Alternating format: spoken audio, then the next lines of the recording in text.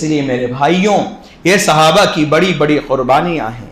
آپ کو معلوم ہونا چاہیے حضرت حبیب رضی اللہ تعالی عنہ کو کیسی قربانیوں کا سامنا کرنا پڑا. وجہ کیا ہے؟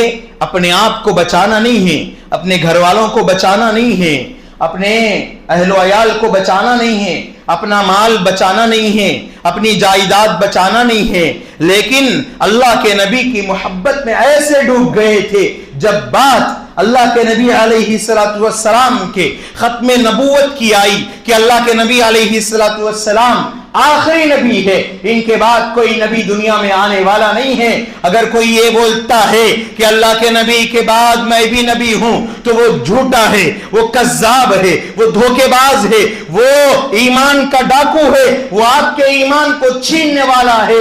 تو اسی لیے میرے دوستوں، صحابہ کے دور میں ایک مسلمہ کذاب نام کا ایک گھٹیا قسم کا انسان ایک سب سے بڑا درندہ اللہ کے نبی علیہ السلام کے ختم نبوت پہ ڈاکہ ڈالنا چاہا، اللہ کے نبی کے بعد اپنے آپ کو نبی بتانا چاہا. پھر کیا ہوا؟ حضرت حبیب اس کے دربار میں پہنچے اور کہنے لگے کہ حضرت نبی کریم صلی اللہ علیہ وسلم آخری نبی ہے، ان کے بعد دنیا میں کوئی نبی نہیں آ سکتا. تو حضرت حبیب سے کہا گیا تو مجھ مسلمہ کذاب کو نبی مان لے ورنہ میں تجھ کو سزا دوں گا. تو حضرت حبیب نے کہا میں تمام سزائیں برداشت کرنے کے واسطے تیار ہوں، لیکن تیری نبوت کو، تیری جھوٹی نبوت کو ماننے کے واسطے تیار نہیں ہوں. پھر کیا ہوا؟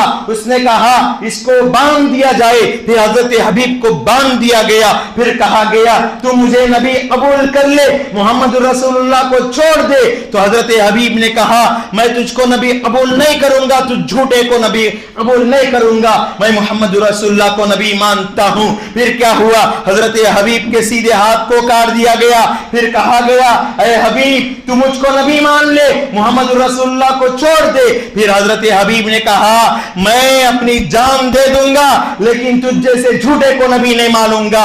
پھر کیا ہوا؟ حضرت حبیب کے دائیں ہاتھ کو کاٹ دیا گیا. پھر حضرت حبیب کے سیدھے پیر کو کاٹ دیا گیا. پھر حضرت حبیب کے دائیں پیر کے کاٹ دیا گیا. پھر حضرت حبیب سے کہا گیا اے حبیب تو مجھے نبی مان لے. تو حضرت حبیب نے کہا میں تجھ کو نبی نہیں مانوں گا، میں محمد رسول اللہ صلی اللہ علیہ وسلم کو آخری نبی مانتا ہوں، آخری پیغمبر مانتا ہوں، میں ان کی ختم نبوت پر ایمان لاتا ہوں. پھر حضرت حبیب کے جسم کو سر سے الگ کر دیا گیا. پھر حضرت حبیب کی ماں کو یہ اطلاع پہنچی کہ ان کے بیٹے کو مسلمہ کذاب نے قتل کر دیا ہے. ان کے بیٹے کو مسلمہ کذاب نے نبی کی نبوت کے خاطر شہید کر دیا ہے. پہلے ان کے سیدھے ہاتھ کو کاٹ دیا گیا، پھر ان کے دائیں ہاتھ کو کاٹ دیا گیا، پھر سیدھے پیر کو کاٹ دیا گیا، پھر دائیں پیر کو کاٹ دیا گیا، پھر ان کے جسم کو سر سے الگ کر دیا گیا. تو ان کی ماں کیا کہتی ہے میرے بھائیوں؟ کان کھول کر سنو. ان کی ماں کہتی ہے کہ میں اسی دن کے لیے اپنے بیٹے کو دودھ پلا کے بڑا کیا تھا.